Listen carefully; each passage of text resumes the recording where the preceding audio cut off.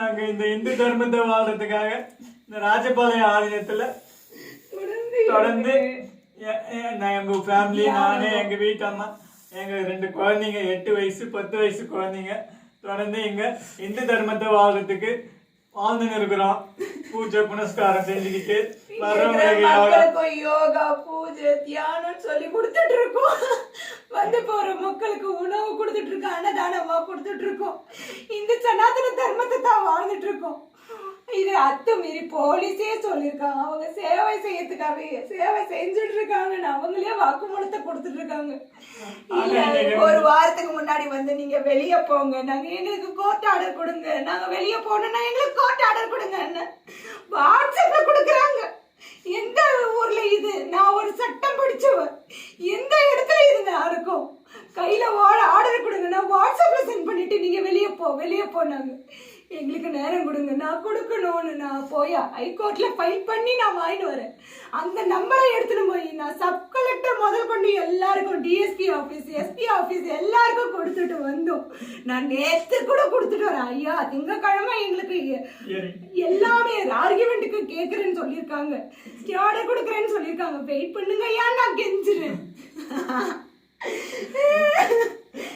இன்னைக்கு காலையில வந்து குண்டு கட்டா 10-20 போலீஸ் வந்து எங்களை தூக்கிட்டு போய் வெளியே விசாட்டுறாங்க. நீங்க பண்றது அத்துமீறி பண்றீங்க, கிரிமினல் நடவடிக்கை எடுக்கிறீங்க அப்படின்னு கேமரா சொல்றாங்க. இது உங்க பேர்ல இல்லன்றாங்க.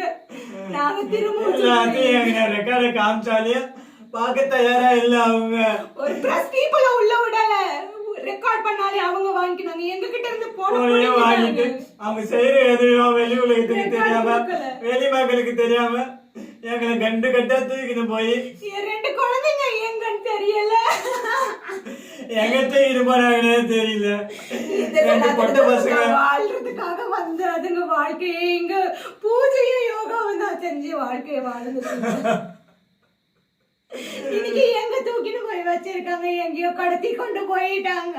மக்களே காப்பாத்துங்க, மக்களே எல்லா ரைட்ஸ் இருக்கு. நாங்க தொடர்ந்து எங்க அனுபவத்துல இருக்கிறோம். பத்திரம் எங்க கிட்ட இருக்கு, பட்டா இருக்கு, வரி கட்டி நிக்கிறோம், கவர்மெண்ட்டுக்கு பஞ்சாயத்துக்கு வரி கட்டி நிக்கிறோம். எல்லாம் இருந்தோம், எங்களை இந்த மாதிரி நிம்மதியா வாழ விடலையே. அமைதியான முறையில இன்னைக்கு சனிக்கிழமை ஏன் வரணும்? திங்கக்கிழமை தானே சொல்றேன் நானு. ஒரு நாள் டைம் கொடுக்கலாம் இல்லையா? நாங்க என்ன சட்ட விரோதத்துல செயலியா செஞ்சுட்டு இருக்கோம் இங்க? நாங்க என்ன விரோதம் அசம்பாவிதம் நடந்துருச்சுங்க? யாருக்கு பாதகம் வந்துருச்சு? எந்த மக்களுக்கு? உங்களுக்கு யார துன்புறுத்த நடத்தணும்? நீங்க எங்களை வெளியே போக விடாம வழிய மறைச்சிட்டீங்க. அப்போ நாங்க உள்ள இருந்து தண்ணிக்கு கூட இல்ல, எங்களுக்கு தண்ணி குடிக்க கூட இல்ல. ஓடையில போற தண்ணியை எடுத்து வடிகட்டி குடிச்சிட்டு இருக்கோம். பார்த்தா கூட இன்னைக்கு செய்ய விடாம எதுவும் தண்ணி கொடுக்கல. தடை உத்தரவு போடுற அளவுக்கு நாங்க என்னையா செஞ்சோம்? எந்த மக்களுக்கு பாதி? இது ஊர்ல இருந்து ஒதுக்குப்புறமா இருக்கு, சேத்தூருக்கு மக்களோட இது வர்றதுன்றதே அங்க நம்ம தியானம் இடத்துக்கு வந்தாதான். அதர்வைஸ் அவங்களுக்கு எந்த டிஸ்டர்பன்ஸ் இல்ல. நாங்க எங்களுடைய இந்து தர்ம வாழ்க்கை நிம்மதியா வாழ்ந்துட்டு இருக்கோம். வர்றவங்களுக்கு ஹீலிங் கொடுத்து அவங்களுடைய நோயை போக்கி, வர்றவங்களுக்கு உணவளிச்சு யோகா கத்து கொடுத்து சேவை செஞ்சுட்டு வாழ்ந்து